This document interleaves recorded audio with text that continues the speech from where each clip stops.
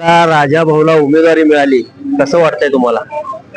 निश्चितच आनंद होतोय. भारतीय जनता पार्टीच्या माध्यमातून आमचे नेते आदरणीय देवेंद्रजी फडणवीस साहेब असतील, चंद्रकांत दादा असतील, आपल्या सोलापूर जिल्ह्याचे पालकमंत्री जयभाऊ गोरे असतील, यांच्या मार्गदर्शनाखाली आदरणीय राजभवनवरती जो त्यांनी विश्वास टाकलाय त्याबद्दल मी भारतीय जनता पार्टीचे मनापासून आभार मानतो. मला सांगा, राजा भाऊनी बार्शीमध्ये किती कोटी रुपयाची कामं केली? 2022 ते 2024 मध्ये ज्यावेळेस महायुतीचं आपलं सरकार आलं होतं, एकनाथ शिंदे साहेब मुख्यमंत्री झाले होते आणि देवेंद्रजी फडणवीस साहेब उपमुख्यमंत्री झाले होते, त्यावेळेस साधारणपणे 4500 ते 4700 कोटीचा निधी बार्शी तालुक्यासाठी आला होता. त्यामध्ये देवेंद्र फडणवीस साहेबांचं मोठं योगदान आहे. त्याबद्दल महायुतीच्या सरकारचं मी बार्शी तालुक्याच्या वतीने आभार मानतो. त्या एवढ्या निधीचं रस्ते असेल, पाणी असेल, कुठं कुठं कुठल्या कुठल्या वाड्या वस्त्यावर ते रस्ते गेले, घर तिथं पाणी, अशी मोदीची संकल्पना होती. कुठं कुठं नळ दिलं गेले तुमच्या एरियामध्ये? आमच्या बार्शी तालुक्यामध्ये 138 वाड्या वस्ती गाव आहेत. त्याच्यामध्ये 96 गावांना पंतप्रधान पेयजल योजनेचा लाभ भेटलेला आहे. आणि सर्वात महत्वाची योजना म्हणजे आमच्या बार्शीसाठी उजनीवरून जे पाणी येतं ते 296 कोटी रुपये एका टप्प्यामध्ये बार्शीच्या समांतर योजनेसाठी तो निधी मंजूर झालेला आहे. आणि वाढीव 75 कोटीचा निधी सुद्धा आमचा प्रस्थापित आहे. येत्या काळात तोही मंजूर होऊन जाईल. किती टीएमसी पाणी येत आहे उजनीवरनं बार्शीला?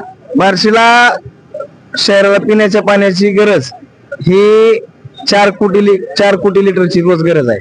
परंतु आता जुनी पाईपलाईन 1995 जी झाली होती त्याची 1,80,00,000 लिटरच पाणी बार्शीला येते. त्यामुळं 4 दिवसाआड 5 दिवसाआड पाणी बार्शीला पाणी पुरवठा होतो. आणि 1995 ची लाईन असल्यामुळं लिकेजचं प्रमाण हे जास्त होतं. त्यामुळे जी बार्शीची ताण आहे 4 कोटी लिटरची, येत्या वर्ष 1.5 वर्षामध्ये ती पूर्ण होऊन जाईल. म्हणजे 50 MLD पाणी बार्शीला मिळावं असं तुम्हाला वाटतंय? 50 MLD पाणी मिळावं असं तुम्हाला वाटतंय का? हो. तुमची एक व्हायरल झाली व्हिडिओ, आणि त्याच्यामध्ये नेमकं काय झालं होतं ते भानगड? आमच्या बार्शीमध्ये मी लग्नाला चाललो होतो आणि मित्राच्या बहिणीची छेड काढायचा प्रकार झाला. आणि ह्याच्या आधी बी असाच प्रकार 1-2 महिन्याखाली घडला होता, परंतु ते कुठं मीडिया पुढे किंवा व्हिडिओ मध्ये आलं नव्हतं. परंतु नेमकी घटना घडत असताना मी तिथून जात असताना तो प्रकार माझ्या डोळ्यासमोर आल्यानंतर तो घटना आहे. लक्षात असू दे, मित्राच्या बहिणीला छेड काढली होती म्हणून ती व्हिडिओ व्हायरल झालेली होती असे राऊत म्हणतात. राऊतांचा स्वभाव कसा आहे? बार्शीला सगळ्यांना माहिती आहे की राऊत नाही, घरात माहित असतं की स्वभाव कसा आहे, हे पटतंय ते पटत नाही. बार्शीला माहिती आहे सगळ्याला स्वभाव, म्हणून 58,000 मताधिक्य दिले तालुक्याने आम्हाला. राऊतांचा देव कुठला?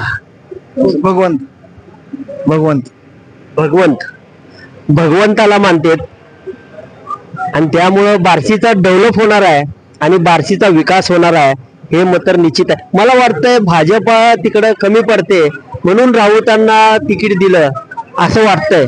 भारतीय जनता पार्टी कमी पडत असते तर 23 नगरसेवक, 12 पंचायत समिती सदस्य, 6 जिल्हा परिषद सदस्य निवडून झाले नसते भारतीय जनता पार्टीच्या चिन्हावर. भाजप कमी पडत नाही कुठं. भारतीय जनता पार्टी अपक्ष बी निवडून आलते. बुद्धिभेद करू नका तुम्ही. राऊत आणि भारतीय जनता पार्टी एकच आहे. राऊत अपक्ष बी निवडून आले होते. भारतीय जनता पार्टीची ताकद त्यावेळेस माग होती. लक्षात असू दे, भारतीय जनता पार्टीची ताकद राऊत बरोबर होती. हा,